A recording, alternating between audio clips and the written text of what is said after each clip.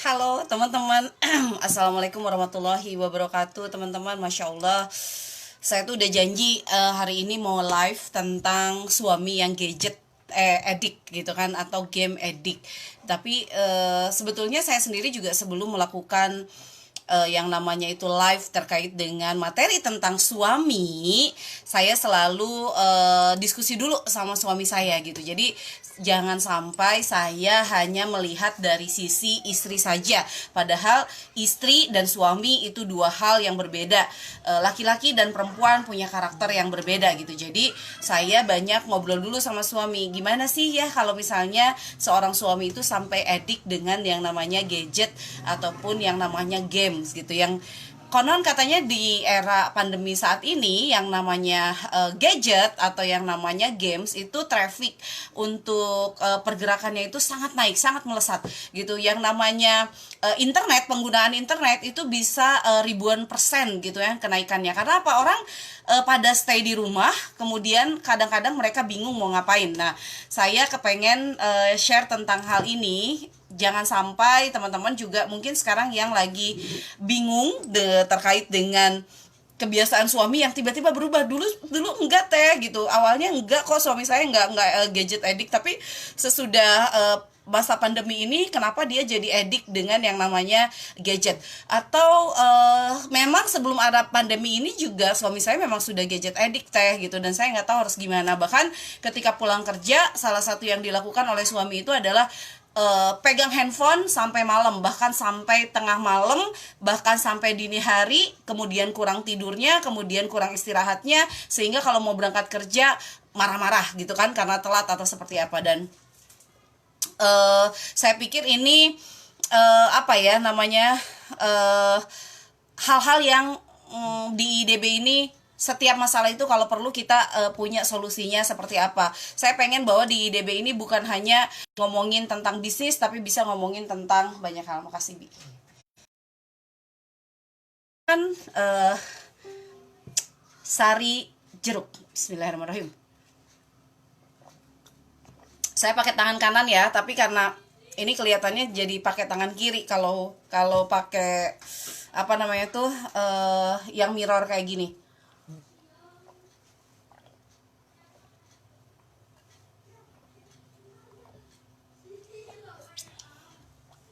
Bi, hatur nuhun. Ya, silakan teman-teman bisa mention teman-teman yang lainnya yang mungkin membutuhkan terkait dengan topik ketika suami addict sama game dan juga sama gadget, itu apa yang harus dilakukan. Mungkin teman-teman yang lain, teman-teman sesama perempuan juga banyak yang lagi bingung dengan kondisi seperti ini.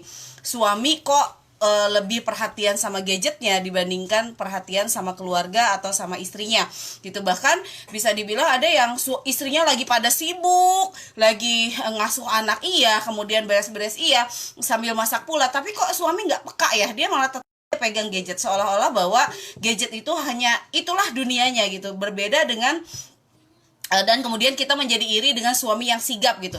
Yang pertama teman-teman, jangan pernah merasa iri kepada suami orang lain gitu. Jadi tidak perlu membanding-bandingkan suami kita dengan suami yang lainnya. Jadi saya pengen punya suami itu yang sekeren itu, saya pengen punya suami itu yang sepeka itu.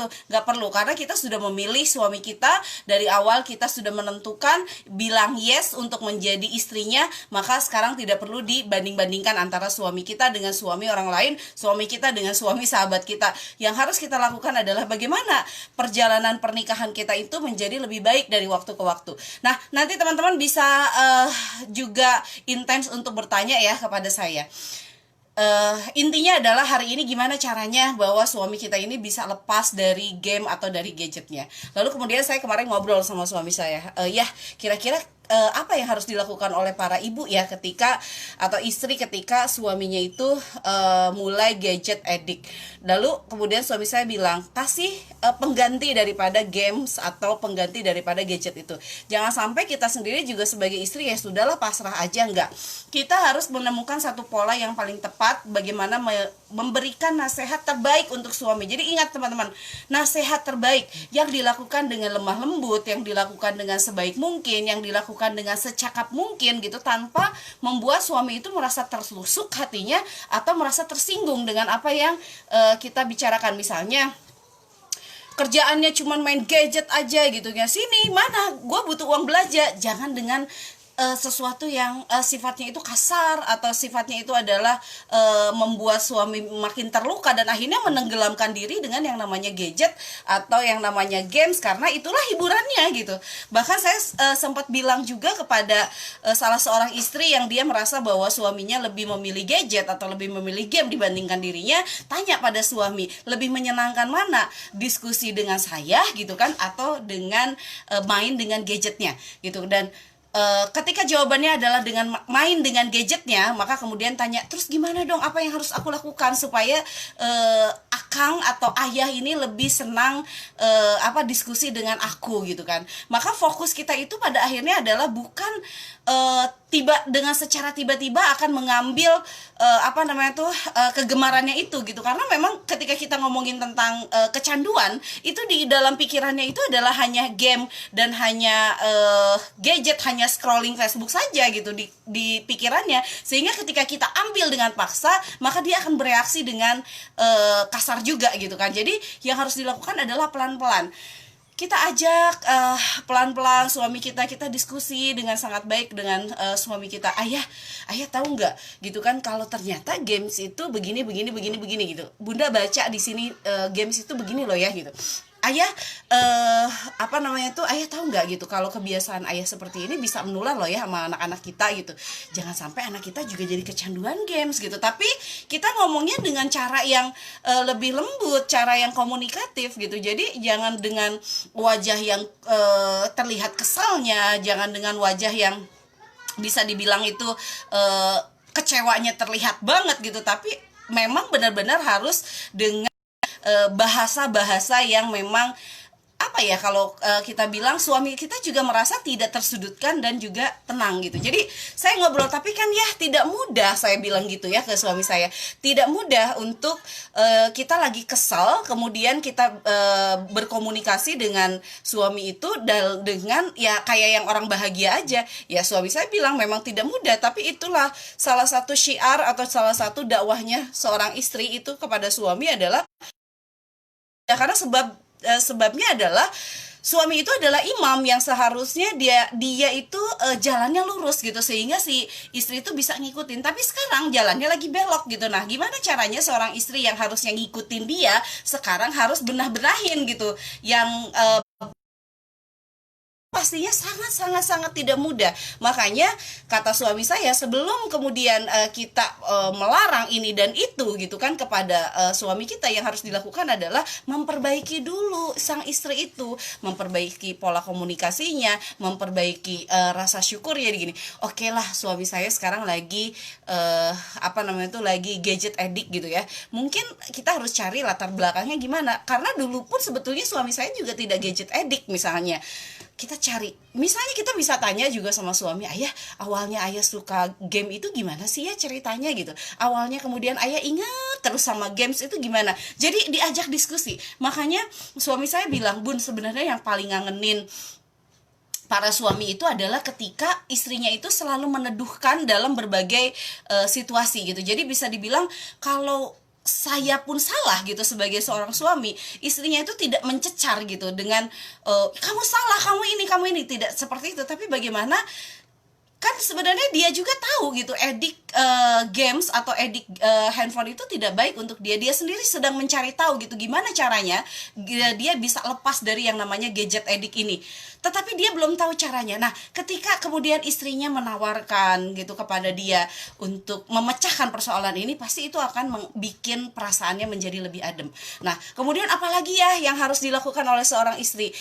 Bikin pengganti kesibukannya dia, tapi bukan sifatnya menyuruh, katanya gitu. Jadi misalnya selesai gini, misalnya kayak gini ya kita bikin list nih kegiatan apa yang bisa dilakukan, karena kan semua ini lagi stay at home ya gitu. Jadi bikin suami pun terlibat dalam aktivitas di rumah tangga, cuci mencuci, menyetrika atau apapun, apalagi ketika teman-teman tidak memiliki yang namanya itu asisten rumah tangga atau suami itu kemudian dilibatkan dalam bisnis online yang teman-teman jalankan. Tapi sifatnya bukan menyuruh, tapi kerjakan bersama-sama. Contoh, ayah, ayo kita kita bersihkan WC yuk gitu. Tapi bukan ayah bersihkan WC dong sekarang, bukan begitu. Tapi ayo kita bersihkan WC bareng-bareng. Jadi bareng-bareng mengerjakannya, semuanya dikerjakan dengan bersama-sama, dengan penuh kegembiraan, dengan penuh sukacita gitu. Sampai akhirnya suami ini ediknya itu pada edik yang memang lebih positif gitu kan, bukan lagi edik pada handphone atau gadget ya. Karena apa? Karena dia merasa memiliki teman, memiliki partner yang bisa jalanin aktivitas itu bersama-sama. Dia tidak merasa lagi gue mau ngapain ya setiap hari di rumah, yang biasanya kerja 8 jam sekarang tinggal di rumah saja. Termasuk juga ketika kita bicara tentang anak-anak gitu, mungkin peran suami itu adalah ayah ayo kita ngikutin pembelajaran anak kita yuk gitu kan. Sekarang kan ada nih di TVRI misalnya, kita bareng-bareng nih ngeliat sama suami gitu kan, kemudian ngasih arahan kepada anak-anak tuh bareng-bareng, tapi bukan menyuruh suami, tapi bagaimana mengerjakan semuanya itu bersama-sama dulu sampai suami itu tahu. Karena gini, kalau kita pun memberikan pekerjaan-pekerjaan yang sifatnya adalah pekerjaan rumah tangga, belum tentu suami pun bisa gitu. Karena apa? Setiap hari sebetulnya dia sibuknya itu adalah di kantor gitu. Karena sekarang dia stay at home gitu kan, dia tidak tahu apa sih sebenarnya yang dikerjakan oleh istrinya. Mungkin nanti bisa bareng-bareng masak, bisa bareng-bareng bertaman gitu kan, bikin taman depan rumah, atau bisa bareng-bareng apapun. Bikin taman di depan rumah. Ayah tahu nggak kalau sekarang ini dengan kondisi yang terjadi saat ini, sekarang ini adalah kemandirian pangan itu sangat sangat penting. Ayo kita bikin taman di depan rumah kita misalnya kayak gitu. Jadi itu juga bisa dikerjakan bersama-sama sampai akhirnya dia memiliki aktivitas-aktivitas yang bisa dia kerjakan bareng-bareng gitu kan dengan kita, ataupun dia kerjakan sendirian. Kemudian ini langsung ada pertanyaan, teman-teman silahkan mention teman-teman yang lainnya untuk bisa mengikuti dan mudah-mudahan bermanfaat. Silahkan mention saja supaya lebih banyak yang merasakan manfaat daripada apa yang kita sampaikan dan jawaban-jawaban saya kepada teman-teman yang lainnya. Teh, suami saya edik sama aplikasi menyanyi, sampai tengah malam asik ngobrol sama teman-teman live-nya.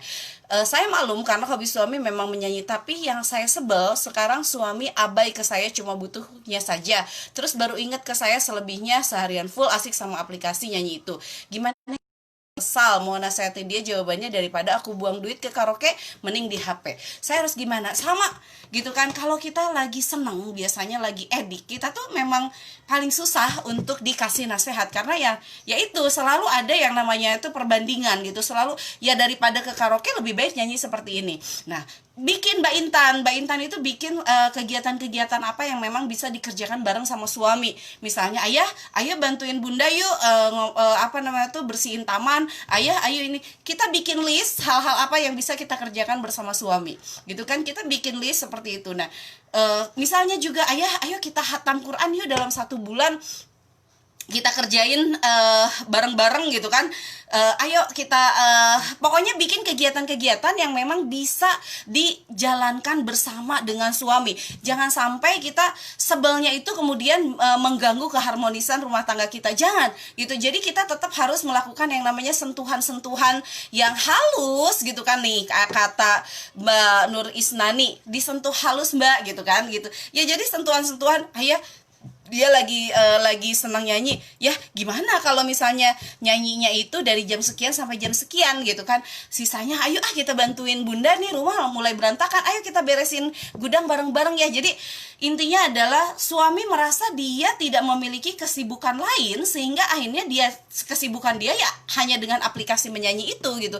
Dan sebetulnya juga itu tidak baik gitu. Karena apa? Sesuatu yang sifatnya edik, sesuatu yang sifatnya berlebihan, dan pada akhirnya itu akan mengganggu yang sifatnya itu wajib.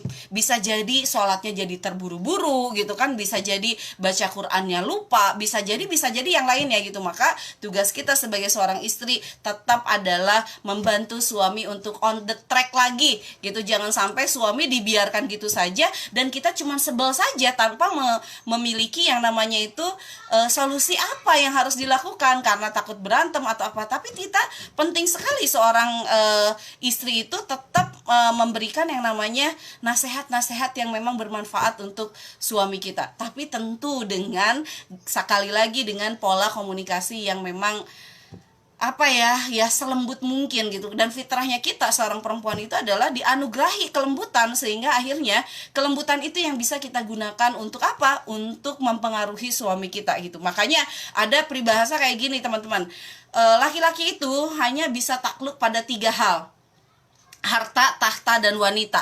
Nah, maka ketika kita ngomongin tentang wanita, wanita itu adalah kita itu adalah istrinya, maka kelembutan kita ini akan bisa menaklukkan seorang suami gitu kan. Jadi apa? Gunakan kelembutan yang kita miliki untuk mempengaruhi suami kita menuju ke jalan atau menuju on the track lagi gitu.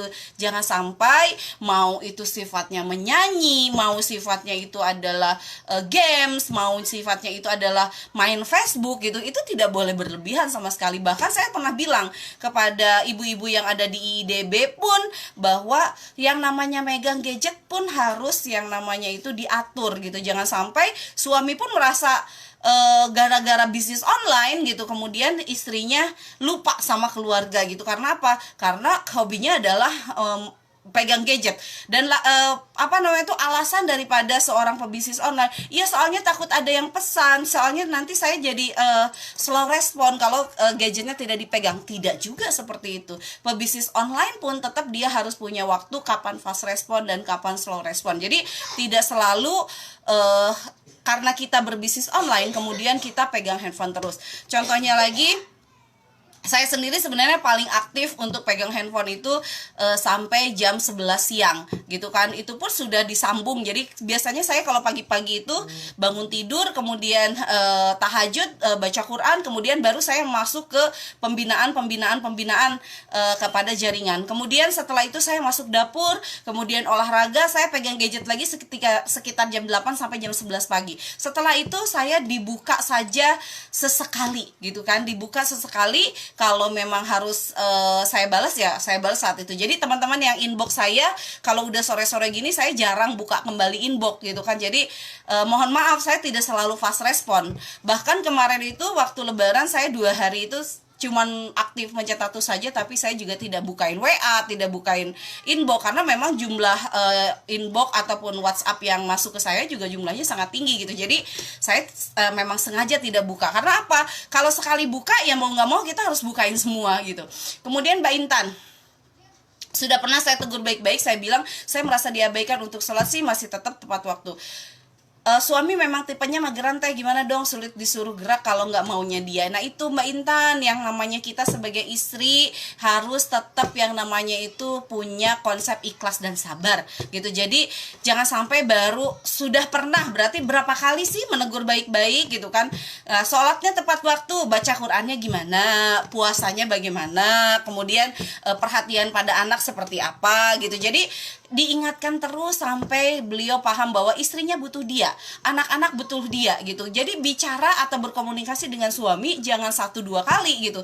Dan paling bagus banget kalau mau bicara dengan suami memang kondisinya lagi rileks, misalnya mau tidur, kemudian lagi makan bareng. Nah kayak gitu sambil ngobrol, kemudian bukan hanya tentang perasaan kita, tapi bisa juga kita ambil kutipan-kutipan yang penting. Misalnya bagaimana sih konsep me time itu setiap hari itu dilakukan dengan tidak berlebihan gitu. Karena kan kalau saya lihat di sini suaminya lebih ke me time gitu daripada ke karaoke. Nah itu kan me time-nya dia sebenarnya, tapi kan me time itu tidak seharian dia harus me time gitu. Jadi kalau ngomongin tentang mageran gitu kan, ya nggak apa-apa, itu memang karakter. Tapi karakter mageran itu juga bisa berubah dengan komunikasi yang cakap dari jadi istrinya. Jadi yang harus ditingkatkan sekarang oleh kita itu adalah level komunikasi kita dengan suami itu harus bergerak lebih baik. Level komunikasi kita masih gitu-gitu aja, yang ada adalah berantem terus gitu. Makanya kita dulu deh yang memperbaiki diri gitu kan. Siapa tahu cara komunikasi kita itu nggak enakan buat suami, makanya suami lebih milih nyanyi-nyanyi dibandingkan dengan kita, lebih milih main game daripada ngobrol sama kita, lebih baik main gadget daripada leyeh-leyeh sama kita, atau tiduran sama kita, atau pelukan sama kita gitu. Jadi kita yang harus bikin suami kita itu merasa bangga, merasa senang untuk selalu berdiskusi dengan kita anytime. bisa bekerja sama dengan kita kapan saja. Jadi jangan sudah pernah, tapi harus selalu diingatkan, tentu dengan bahasa yang baik. Kemudian Mbak Nur Isna ini, betul teh, saya juga begitu. Saya biasa bicara sama suami pas habis salaman, selesai sholat berjamaah. Menurut saya curhat sama suami juga perhatikan waktu ya teh, misal nggak boleh pas pulang kerja. Betul, perhatikan waktunya gitu. Jangan sampai suami lagi capek kemudian kita curhat atau kita marah sama suami kita. Jadi memang benar-benar, nah ini teknik-teknik komunikasi ini sebetulnya sudah banyak sih ada di buku-buku, kemudian ada di kelas-kelas parenting atau kelas-kelas merit atau pernikahan. Jadi ibu-ibu ini memang ketika masih ada kesulitan untuk ngobrol sama suami, cari lagi ilmunya. Gimana nih kira-kira saya bisa ngobrol dengan suami dan bikin suami kita itu semakin semakin terinspirasi untuk ngobrol dengan istrinya gitu, semakin merasa enak aja gitu ngobrol dengan istrinya. Jadi buatlah bahwa kita itu menjadi perempuan yang menjadi favoritnya suami gitu. Nah kayak gitu ya. Jadi teman-teman itu harus terus melakukan yang namanya itu perbaikan diri. Jadi sebelum kita mengubah suami kita, sebelum kita mengubah orang lain, yang harus kita ubah itu adalah siapa? Yang harus kita ubah itu adalah diri kita sendiri. Kemudian suami saya hidupnya cuman game komputer, HP, dan kerja. Saya ngomong diabaikan orang tuanya pun gak didengar. Dia selalu nyaman di zona itu, udah bingung, hampir nyerah mengingatkannya. Nah kalau kita ngomongin tentang jangan hampir nyerah, tidak boleh menyerah gitu kan. Jadi ya itu Mbak Eti, nanti Mbak Eti coba bikin list kegiatan-kegiatan yang bisa dikerjakan bareng suami, dipeluk. Kalau misalnya mau ngajak suami untuk kerja bareng atau mau mengerjakan aktivitas bareng, ayo ayah gitu kan, kita bikin taman yuk di depan rumah. Sekarang ini kalau kita mandiri secara pangan, kondisi kita lagi susah, kita tinggal petik cabe, kita tinggal petik bayam di depan rumah kita loh ya. Ayo ya kita bikin ya. Atau misalnya karena dia hidupnya adalah di komputer, HP, dan kerja, ayah ayo googling, tolong dong ya googling apa sih yang menarik saat ini yang bisa dikerjakan di era pandemi ini. Jadi intinya adalah libatkan dia untuk ide-ide yang dimiliki oleh Anda. Buatlah bahwa sebenarnya Anda yang sudah tahu itu adalah merasa bahwa suami Anda lebih tahu gitu. Ayo ya kita googling, ayo ya kita YouTube, kita lihat apa sih yang harus dilakukan oleh seorang istri misalnya ketika suaminya itu kecanduan main game gitu, misalnya kayak begitu. Saya mau googling deh ya. Ketika suami kecanduan game, apa yang harus dilakukan istri?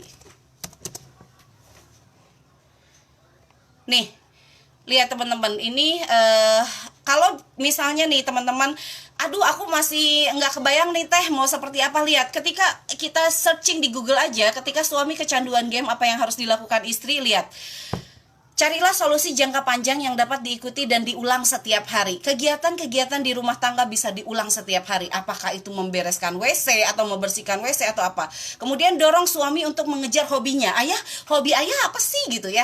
Ayo kita laksanakan hobi ayah itu supaya ayah itu lebih bahagia setiap hari. Nah, yang seperti yang saya sampaikan, puaskan dengan adanya kehadiranmu. Jadi bisa jadi suami-suami yang dia itu gadget addict, bisa jadi dia merasa belum puas dengan kehadiran istrinya. Jadi jangan saya sudah melakukan apapun gitu, tapi bisa jadi mungkin suami Anda itu masih berpikir, aduh saya kalau ngomong sama istri saya nih suka nggak nyambung nih gitu kan. Jadi yang harus dilakukan adalah bukan mengubah suami dulu, tapi bagaimana kita menjadi istri yang multi talenta di depan suami, sehingga akhirnya suami itu ngerasa nyaman banget ngobrol sama kita kapan saja. Bahkan bisa dibilang kita itu jadi kamus berjalannya dia, mau nanya tentang apa aja oke, gitu kan. Dan dia harus tahu masalah yang terjadi pada saat ini, dia kecanduan game dan dampaknya untuk apa. Kalau bisa belajar dulu gitu. Ayah, tahu nggak games itu begini ya. Nah, kita yang share ilmu-ilmunya, teori-teorinya kayak begitulah kira-kira. Kemudian bener teh, cara komunikasi saya yang harus dibenerin. Kalau sebel, senangnya diem, tahu-tahu meledak aja terus berantem. Makasih ya teh, saya coba belajar komunikasi ke suami. Betul? Gini teman-teman, saya banyak sekali dapat curhatan tentang pasangan suami istri, tapi saya ngelihat cuma satu. bahwa sang istri tidak pernah melakukan introspeksi diri. Dia merasa bahwa suaminya saja yang salah gitu. Jadi yang diomongin itu suaminya terus, suami saya mah gini teh, suami saya mah gini teh. Saya sampai harus ngekat gitu. Sebenarnya yang dirimu sampaikan itu adalah merasa bahwa suami Anda itu benar-benar bersalah dalam pernikahan Anda. Padahal dalam sebuah pernikahan suami dan istri memiliki andil gitu kan untuk bersalah gitu. Jadi yang harus diperbaiki apa? Yang diperbaiki adalah diri sendiri dulu gitu kan. Setelah diri sendiri itu terperbaiki, termasuk cara komunikasinya, insya Allah suami juga akan mengikuti. Jadi kita dulu, dan kita serahkan dulu lah suami sama Allah sebagai pemiliknya, sebagai maha pembolak-balikan hati. Yang penting adalah kita di IDB ini kita terus bergerak sebagai calon-calon Hadizah dan calon-calon Aisyah masa kini yang selalu dibanggakan dan dirindukan oleh suami. Ingat, goal kita itu adalah menjadi Hadijah atau Aisyah yang selalu dibanggakan oleh suami. Maka ketika kita menemukan masalah-masalah pada suami kita, jangan fokus pada masalahnya, tapi cari tahu bagaimana sih awalnya suami saya ini bisa bermasalah seperti itu. Karena awalnya baik-baik saja, awalnya oke-oke aja. Barangkali mungkin kita sendiri juga, nah ini cara komunikasi kita tidak menyenangkan buat suami. Nah kayak gitu kira-kira. Nah teman-teman, ini udah mau maghrib kayaknya ya. Mbak Intan juga sampai udah mau pamitan. Iya benar, udah mau maghrib. Insya Allah saya bakalan kembali live dan kita bakalan sharing-sharing tentang dunia pernikahan juga. Mudah-mudahan bermanfaat teman-teman. Dan pastikan ketika sekali lagi, ketika suami sampai kecanduan game dan kecanduan media sosial, maka buatlah diri Anda menjadi sosok yang memuaskan dia gitu, sehingga akhirnya dia kembali beralih pada hobi baru. Hobi barunya apa? Ngobrol sama istrinya, bukan main game lagi, bukan main media sosial, karena dia menemukan satu sosok yang menyenangkan buat dia. Jadi hobi baru nih, ngobrol sama istri gitu. Jadi perbaiki diri kita sendiri, baru kita akan bisa memperbaiki orang lain yang ada di sekitar kita, termasuk suami kita. Kita tidak akan bisa mengubah orang lain tanpa kita melakukan perubahan pada diri kita sendiri. Gitu teman-teman. Dan insya Allah di IDB kita akan belajar banyak hal. Di IDB kita akan terus nambah ilmu. Dan di IDB ini adalah rumah besar kita semua. Anda boleh ngobrol apa saja di inbox saya, tapi perhatikan ketika saya sudah mulai agak strength gitu kan, ketika mungkin teman-teman dapat teguran dari saya terkait dengan curhatannya, jangan baper, karena saya sedang mengingatkan. Saya tidak mau bahwa diri kita ini minim introspeksi, tapi hobinya mengkoreksi orang lain, termasuk mengkoreksi suami kita. Dalam sebuah pernikahan, dua orang ini memiliki andil, suami ataupun istri. Sampai ketemu lagi. Assalamualaikum warahmatullahi wabarakatuh.